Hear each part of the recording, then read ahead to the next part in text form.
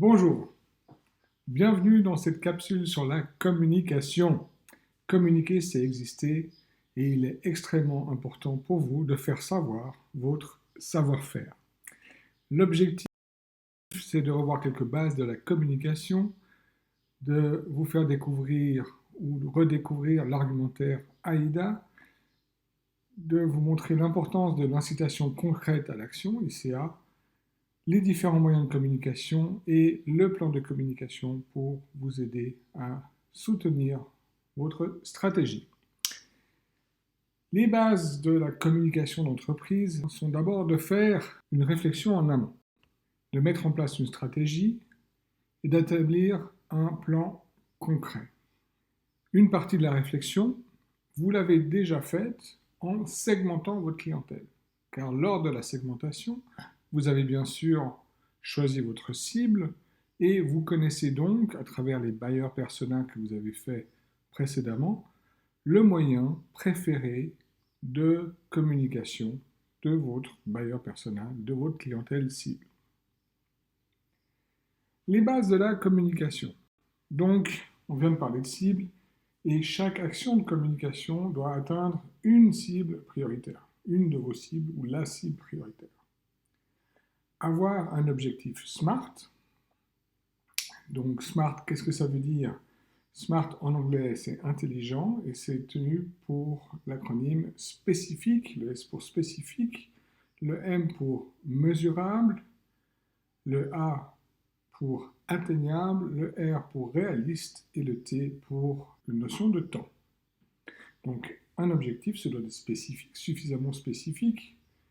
Par exemple, si j'avais l'objectif, alors c'est pas l'objectif de communication, mais si j'avais l'objectif de perdre du poids, ce n'est pas un objectif parce que il n'est pas suffisamment spécifique. Si j'ai l'objectif de perdre 5 kg, là ça devient spécifique. Mesurable, bon, on a mis une unité, kilo. Atteignable, ben, c'est quelque chose qui est réaliste, qui est atteignable. Et puis dans une notion de temps, ben voilà, j'ai oublié la notion de temps, donc je désire perdre 5 kg en un mois. Si la notion de temps, ça vous permet pas seulement d'avoir un deadline, mais aussi une planification. L'important est de véhiculer un message, d'avoir un argument, un pourquoi, quelle est la motivation derrière votre volonté de proposer votre produit ou votre service. Et bien sûr, extrêmement important, être rentable. Que votre publicité ait un coût inférieur aux bénéfices, et je ne parle pas bien de bénéfices, pas de chiffre d'affaires, aux bénéfices générés. Jean-Claude Biver nous dit « Le marketing ne coûte que lorsqu'il ne rapporte rien ». Le marketing à la base, même s'il a un coût, permet, et c'est lui qui permet à l'entreprise d'engranger des bénéfices. Qu'est-ce que le plan de communication? Le plan de communication, c'est un document détaillé qui reprend l'ensemble des actions de communication que vous avez prévues. Et sont prévues pour promouvoir votre société, pour promouvoir votre entreprise, une marque, un événement, quelque chose de spécifique. Un plan de communication, c'est un peu comme une gestion de projet. D'abord, vous définissez votre objectif. Ensuite, vous établissez votre budget. Vous avez bien sûr défini des cibles à atteindre, ainsi que le message, par quels moyens vous allez transmettre votre message. Vous allez fixer un calendrier et évaluer les résultats. Bien sûr, vous commencez à faire ça dès le moment où vous avez fait un diagnostic de où en est la communication de votre entreprise. Les objectifs de communication sont premièrement de faire savoir. Vous avez besoin de faire savoir que vous existez avant même de vous faire aimer. Et vous regardez, cette partie-là est souvent oubliée par les communicateurs qui préfèrent d'abord ou directement faire bouger ou faire acheter. Je prends toujours l'exemple de Coca-Cola.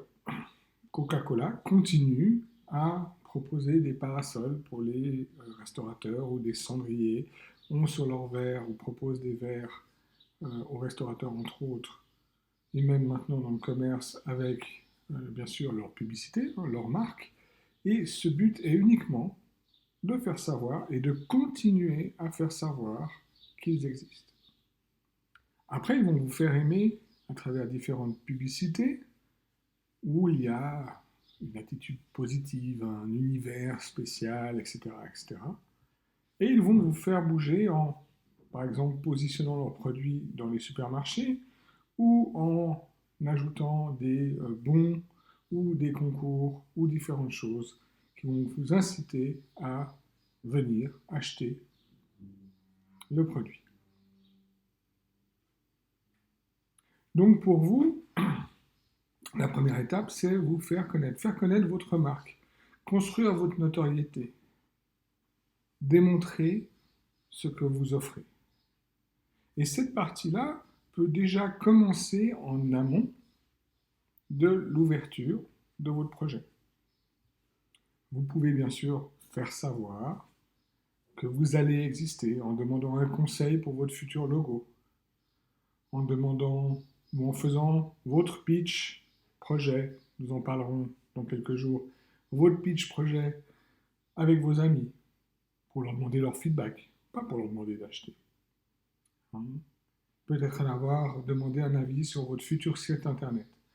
Vous pouvez déjà mettre des actions en place aujourd'hui pour faire savoir que vous allez exister. Bien sûr, il ne faudra pas arrêter ces actions quand vous existerez. Il faudra continuer à faire savoir que vous existez. Ensuite, faire aimer. Faire aimer, c'est l'attitude positive, c'est l'image de marque, c'est peut-être créer un univers, une communauté, hein, montrer que vous êtes, en tout cas que votre service ou votre produit, on peut l'aimer, qu'il y a des valeurs derrière, on a envie de les partager. Faire bouger. Pensez à chaque moment où vous communiquez, ou en tout cas à partir d'un certain moment, à amener la personne à bouger, à faire quelque chose. Peut-être une demande de documentation, un appel gratuit, aller quelque part, etc., etc. Peut-être que vous connaissez Robert Kiyosaki. Robert Kiyosaki a écrit un livre qui s'appelle Père riche, Père pauvre. Et au début de ses business, un de ses premiers business, était la vente de ces, peut-être vous vous rappelez, ces porte-monnaies avec un scratch. Un porte-monnaie un peu en plastique. Lui, il vient d'Hawaï et c'était le porte-monnaie parfait pour les surfeurs. Et il faisait de la vente un peu au porte-à-porte, en fait, de magasin de plage en magasin de plage, où il proposait ses porte-monnaies, bien sûr en même temps aux particuliers sur la plage. Et un jour, il avait un petit pactole suffisant pour se payer enfin un peu de publicité. Et donc, à l'époque, pas d'Internet, il décide de prendre une pleine page dans un magazine. Alors, je ne sais pas si vous connaissez les prix des publicités. Vous allez tout à l'heure voir les différents endroits où vous pouvez voir les coûts des publicités. Des moments où vous avez un prix de communication, vous allez voir que les médias classiques, les médias journaux papier, sont extrêmement chers. Ils ont deux raisons d'être chers. Leur performance est généralement meilleure, en tout cas la crédibilité est meilleure que le média Internet. Mais bon, à l'époque, il n'avait pas trop le choix. Il prend une pleine page, il fait sa pleine page, et après quelques semaines, aucun résultat. Personne ne prend contact avec lui, rien ne se passe. Donc il continue à faire son démarchage dans les petites boutiques de plage, il continue à aller partout à Hawaï pour proposer ses porte-monnaies, mais bien sûr, ça reste du, on le guillemets, porte-à-porte ou du boutique à boutique, et il a un peu de résultat, il arrive quand même à faire son petit bénéfice, et cette fois-ci, il se dit, ok, la publicité sur le journal n'a pas fonctionné, je vais aller faire une foire, une automnale. Donc il s'inscrit pour aller faire ce genre de choses, il construit son petit stand, il installe son petit stand, et le jour de la foire, les jours de foire, beaucoup de personnes arrivent vers lui et lui disent « On vous trouve enfin ». Il avait oublié de mettre son numéro de téléphone ou comment acheter son porte-monnaie. Quoi faire, hein? Donc, aidez les clients et rappelez-vous que c'est une étape importante de les faire bouger. Et ensuite, bien sûr, de les faire acheter, ce qui restera le plus important, car c'est le moment où vous allez pouvoir gagner de l'argent. Voici un exemple de plan de communication. Vous en aurez un dans la suite de la leçon que vous pourrez télécharger et vous voyez qu'il y a quels moyens je me donne, pour quelle cible, etc.